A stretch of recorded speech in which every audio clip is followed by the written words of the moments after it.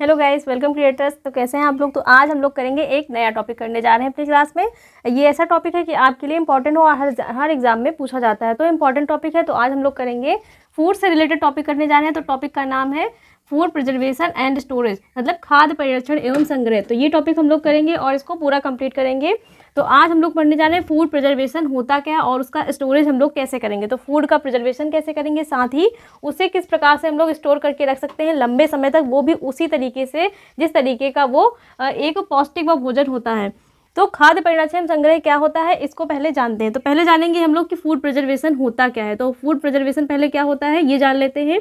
खाद्य परिरक्षण वह प्रक्रिया होती है जिसमें भोजन को दीर्घकाल तक बिना उसकी गुणवत्ता एवं पौष्टिकता खराब हुए या कम हुए संग्रहित करके रखा जाता है। मतलब जो खाद्य परिरक्षण है, फूड प्रिजर्वेशन है, वो क्या है, एक प्रक्रिया है। इस प्रक्रिया के तहत ही भोजन को लंबे समय तक सुरक्षित करके रखा जाता है। तो जो फूड प्रिजर्वेशन है वो एक प्रक्रिया है। तो ये क्वेश्चन आता है कि फूड प्रिजर्वेशन क्या है, एक प्रक्रिया है। तो जिस प्रक्रिया के तहत भोजन को लंबे समय तक सुरक्षित करके रखा जाता है, जिससे भोजन को दीर्घकाल तक, और वो काल क्या होगा, दीर्घकाल होगा, बहुत लंबा टाइम होगा, जिस टाइम में हम भोजन को सुरक्षित करके रख सकते हैं, वो भी उसकी गुणवत्ता व पौष्टिकता खराब हुए बगैर या कम हुए बगैर। जितनी उसमें गुणवत्ता व पौष्टिकता है उतनी उसकी मात्रा बनाए रखते हुए क्या कर सकते हैं, उसको लंबे समय तक हम सुरक्षित रख सकते हैं। और ये प्रक्रिया क्या कहलाती है, संग्रह की ये प्रक्रिया क्या कहलाती है, खाद्य परिरक्षण या फूड प्रिजर्वेशन कहलाती है। तो फूड प्रिजर्वेशन क्या है, खाद्य परिरक्षण वो प्रक्रिया है जिसके माध्यम से भोजन को दीर्घकाल तक लंबे समय तक उसकी गुणवत्ता एवं पौष्टिकता खराब हुए बगैर संग्रहित करके रखा जा सकता है। तो ये पूरी प्रक्रिया क्या कहलाएगी, फूड प्रिजर्वेशन कहलाती है।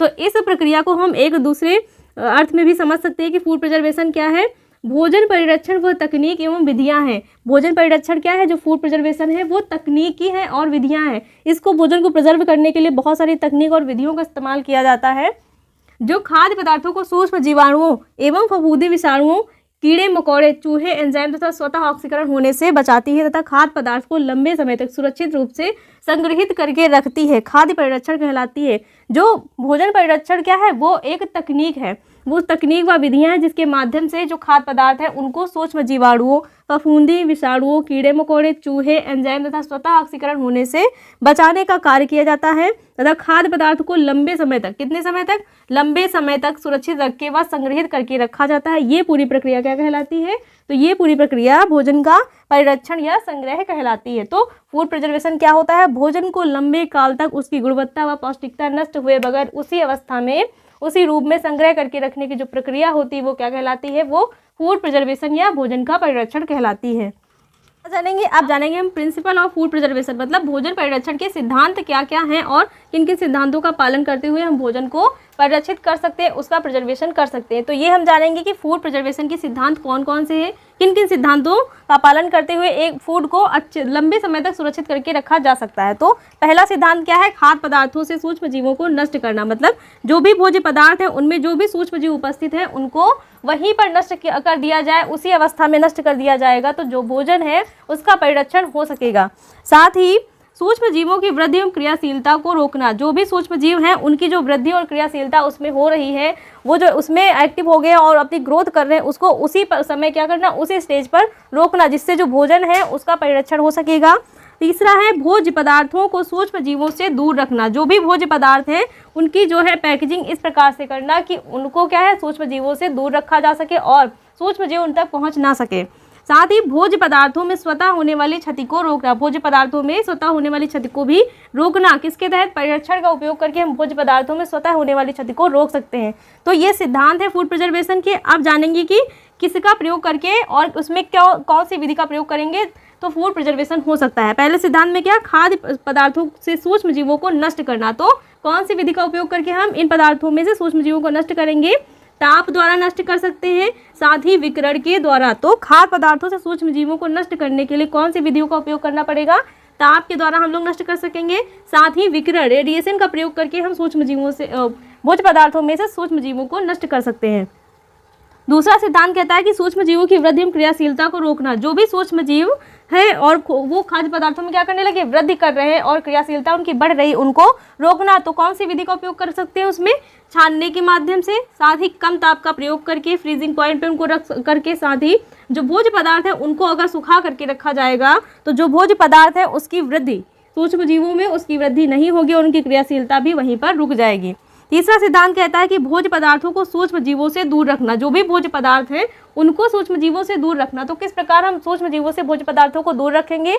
तो उनकी पैकेजिंग कैसी होनी चाहिए? उनको टीन में भरकर रखना या फिर थैलियों में भरकर रखना। जो भी भोज्य पदार्थ है उनको ऐसी चीज़ों में भरकर रखना, पैक करके रखना कि सूक्ष्म जीव उन तक ना पहुँचने पाए। अगर वो उस तक नहीं पहुँचेंगे, भोज्य पदार्थों का नहीं पहुँचेंगे तो उसे खराब भी नहीं कर पाएंगे।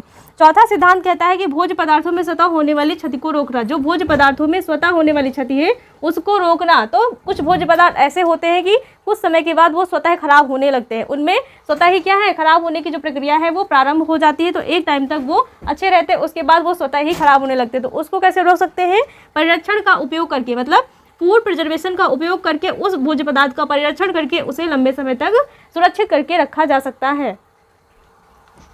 तो ये सारे हम लोगों के क्या हैं, फूड प्रिजर्वेशन के सिद्धांत हैं। अभी 1, 2, 3, 4 करे हैं। तो इन सिद्धांतों का पालन करके हम लोग क्या कर सकते हैं? इन सिद्धांतों का पालन करके हम लोग क्या कर सकते हैं? भोजन को सुरक्षित रख सकते हैं।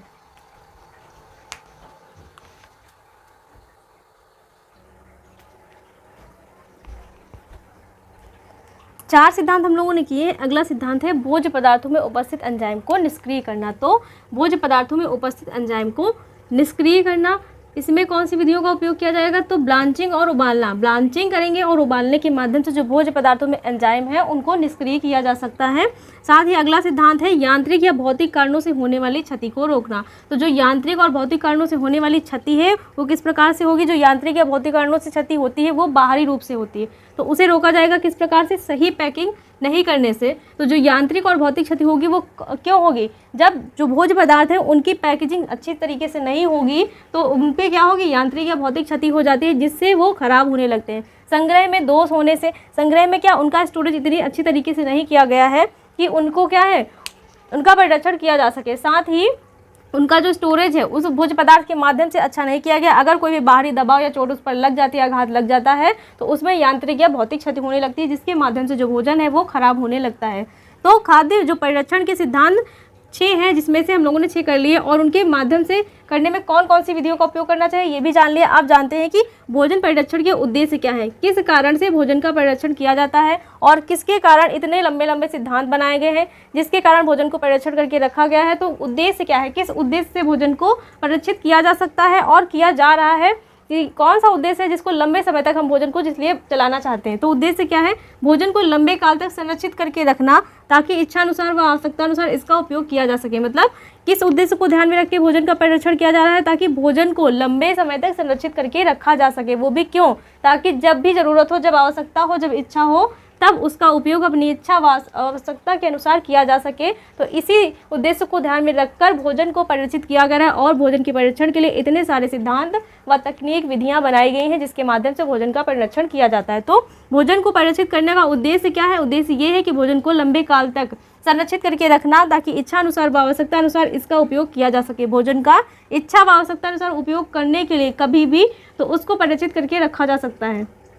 आप जानते हैं कि भोजन के खराब होने के कारक कौन कौन से हैं? तो भोजन खराब होने वाले कारक कौन कौन से हैं? सूक्ष्म जीवों द्वारा नष्ट होना। तो जो सिद्धांत थे उन सिद्धांतों के माध्यम से प्रयोग करके हम क्या कर सकते थे? भोजन को अच्छा बना करके रख सकते हैं। लेकिन वही सिद्धांत जब उन सिद्धांतों पर कोई ध्यान नहीं दिया जाएगा तो ये सब क्या करेंगे? यही कारक बन जाते हैं और भोजन को नष्ट करने का कारण बन जाते हैं। तो पहला कौन सा है? सूक्ष्म जीवों द्वारा नष्ट होना। तो सूक्ष्म जीव ऐसे कौन कौन से जो भोजन में उपस्थित होते हैं और भोजन को नष्ट करने का कार्य करते हैं? तो वो है जीवाणु, फफूंद, खमीर आदि। तो सूक्ष्म जीव कौन कौन से जो भोजन को नष्ट करते हैं? जीवाणु नष्ट करते हैं, फफूंद नष्ट करती है और खमीर, ये सब मिलकर के क्या करते हैं? भोजन को नष्ट करते हैं और भोजन में उत्पन्न होकर के अपनी ग्रोथ को बढ़ाते हैं, जिससे भोजन क्या है? धीरे धीरे नष्ट होने लगता है। तो पहले हम लोग जानते हैं कि जीवाणु क्या होता है और ये भोजन को किस प्रकार से नष्ट करता है। तो सूक्ष्म जीवों द्वारा नष्ट होने में कितने सूक्ष्म जीव हैं? जीवाणु है, फफूंद है और खमीर। तो इन तीनों को हम लोग अच्छे तरीके से समझेंगे। पहले जानते हैं कि जीवाणु क्या होते हैं और ये भोजन को किस प्रकार से नष्ट करते हैं। तो जीवाणु अत्यंत सूक्ष्म होते हैं। जीवाणु क्या होते हैं? अत्यंत सूक्ष्म होते हैं। इन्हें नंगी आंखों से नहीं देखा जा सकता। इनको देखने के लिए क्या होता है? माइक्रोस्कोप की ज़रूरत होती है। ये जीवाणु धूल, हवा, मिट्टी, पानी में रहते हैं। और ये कहाँ पर रहते हैं? तो जो जीवाणु होते हैं वो धूल, हवा, मिट्टी व पानी में रहते हैं। ये भोजन में उचित ताप, नमी एवं वायु उपस्थिति में शीघ्रता से दो में विभाजित होकर के तीव्र गति से वृद्धि करते हैं। और ये अगर इनको उचित ताप, नमी और इनके जीवित रहने का वातावरण मिल जाता है तो ये तुरंत क्या करते हैं, अपनी वृद्धि करने लगते हैं और दो में विभाजित होने लगते हैं, साथ ही तीव्र गति से वृद्धि करते हैं और अपनी संख्या को बढ़ाने लगते हैं तथा भोजन को विषैला बना देते हैं और अपने जो भोजन है उसमें अपनी संख्या को इतना अधिक बढ़ा देते हैं कि भोजन को विषैला बना देते हैं, जिसके कारण भोजन खराब हो जाता है। तो जो जीवाणु है वो भोजन को किस प्रकार से खराब करते हैं, जीवाणु अत्यंत सूक्ष्म होते हैं। ये जीवाणु कहाँ रहते हैं, तो धूल, हवा, मिट्टी, पानी में रहते हैं और जैसे ही इनको क्या है उचित ताप एवं नमी मिलती है ये अपनी उपस्थिति को शीघ्रता से बढ़ा लेते हैं और बढ़ाने के साथ ही भोजन में अपनी उपस्थिति, अपनी संख्या को इतना अधिक बढ़ा लेते हैं कि भोजन को विषैला बना देते हैं और इनके प्रभाव से भोजन क्या होने लगता है, शीघ्र ही खराब होने लगता है। तो ये जीवाणुओं के कारण क्या है, भोजन खराब होने लगता है। और वो जीवाणु कौन कौन से हैं, जीवाणु, फफूंद, खमीर, ये सारे हैं। तो जिसमें से जीवाणु हम लोगों ने अभी कवर किया है।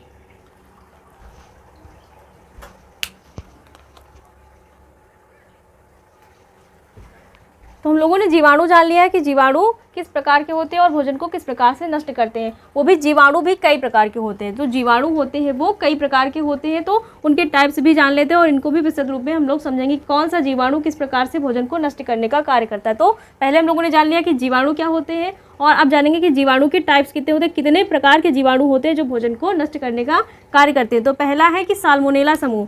साल्मोनेला समूह होता है, ये भी जीवाणु का एक प्रकार है, ये भोजन को नष्ट करने का कार्य करता है। दूसरा है बॉटुलिज्म। बॉटुलिज्म समूह क्या होता है, ये भी भोजन को नष्ट करने का कार्य करता है, ये भी एक प्रकार का जीवाणु है। तीसरा है स्टेफिलोकोक्साई समूह। तो जो कोक्साई है वो क्या है, जीवाणुओं का एक प्रकार है और ये भी क्या करता है, भोजन को नष्ट करने का कार्य करता है।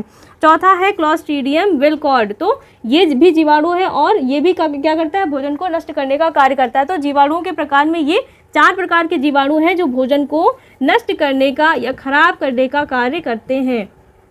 तो जीवाणु हम लोगों ने जान लिया और जीवाणु के टाइप्स जान लिए। अब ये इसका जो अंतर्गत है इसके हम लोग क्या करेंगे, नेक्स्ट क्लास में करेंगे। तो आज हम लोगों ने इतना कवर किया है। फूड प्रिजर्वेशन क्या होता है ये सब हम लोगों ने जाना है। भोजन के जो परिरक्षण है उसके सिद्धांत क्या होते हैं, खराब होने के कारक कौन कौन से, और जीवाणु क्या होता है। साथ ही जीवाणु के प्रकार हम लोगों ने केवल नाम जान लिए और इनको विस्तृत रूप में हम लोग नेक्स्ट क्लास में जानेंगे। तो गाइस क्लास कैसी लगी, अगर क्लास अच्छी लगी हो तो वीडियो को लाइक, शेयर और चैनल को सब्सक्राइब करना मत भूलिएगा। Thanks for watching guys.